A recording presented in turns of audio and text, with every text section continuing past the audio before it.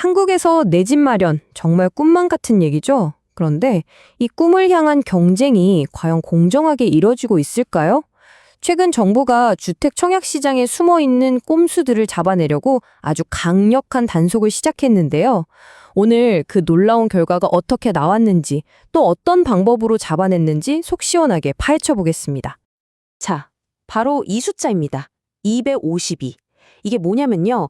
2025년 상반기에만 그 치열하다는 한국 주택 청약 시장에서 적발된 부정행위 의심 사례 건수예요. 무려 252건이죠. 그런데요, 이 숫자 뒤에 진짜 중요한 이야기가 숨어 있습니다. 252건이라? 와, 아직도 이렇게 많아? 하고 생각하실 수도 있겠죠. 맞아요. 적은 숫자는 아니에요. 근데 정말 흥미로운 건 이게 사실은 부정행위와의 전쟁에서 우리가 이기고 있다는 아주 중요한 전환점을 보여주는 신호라는 겁니다. 여기 그래프를 한번 보시죠. 정말 깜짝 놀랄 만한데요. 바로 직전 분기인 2024년 하반기에는 390건이었거든요. 거기서 252건으로 무려 130건이나 뚝 떨어진 겁니다. 아니, 갑자기 왜 이렇게 줄었을까요? 진짜로 부정행위가 줄어든 걸까요? 아니면 단속 방식에 뭔가 엄청난 변화가 있었던 걸까요?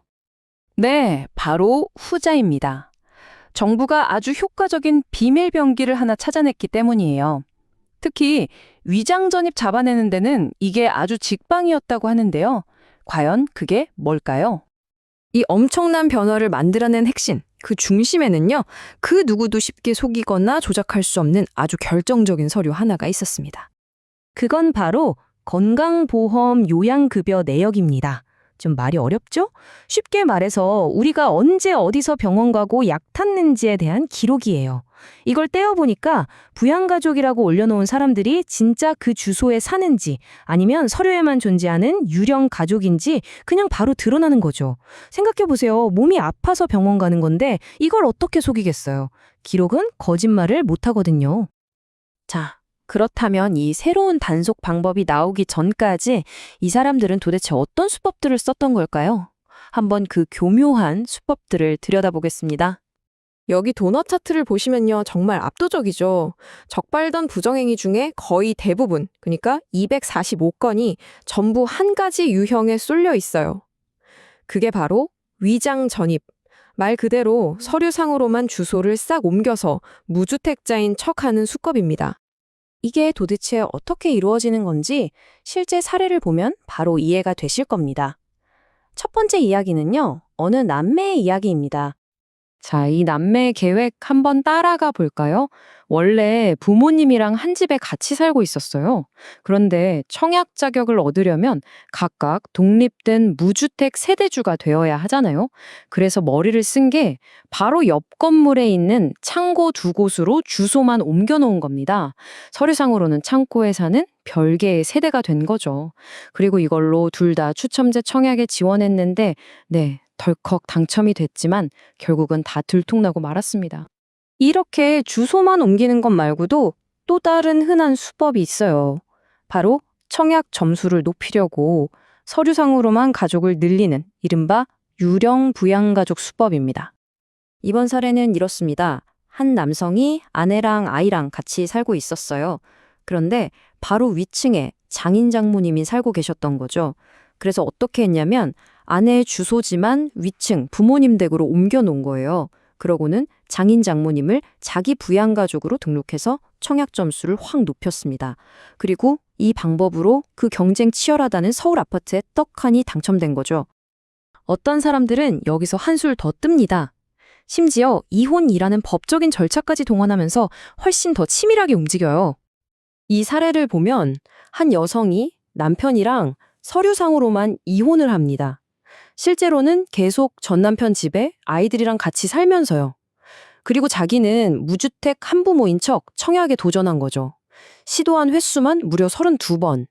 결국 당첨이 됐는데 여기서 실수를 합니다. 계약서 쓰러 온 사람이 바로 그 전 남편이었던 거죠.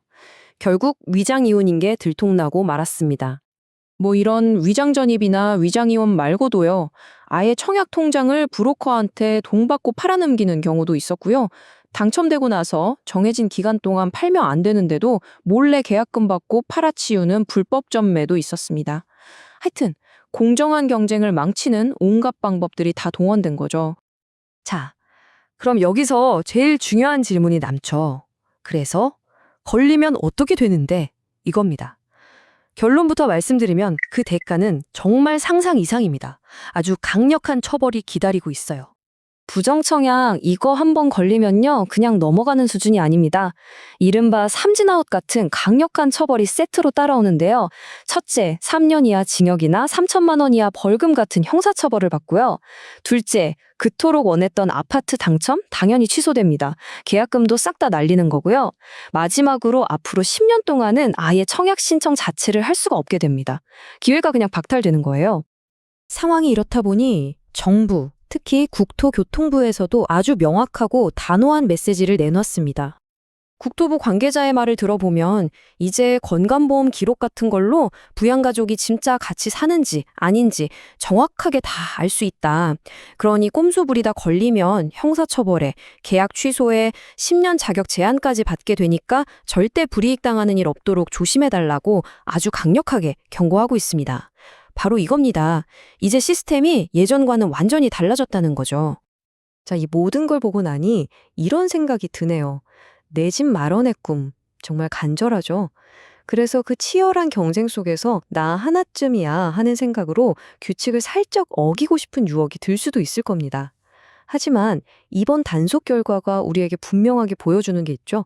이제 그 꼼수가 통하던 시대는 끝났고 그 대가는 그 어느 때보다도 혹독해졌다는 사실입니다. 여러분은 어떻게 생각하시나요?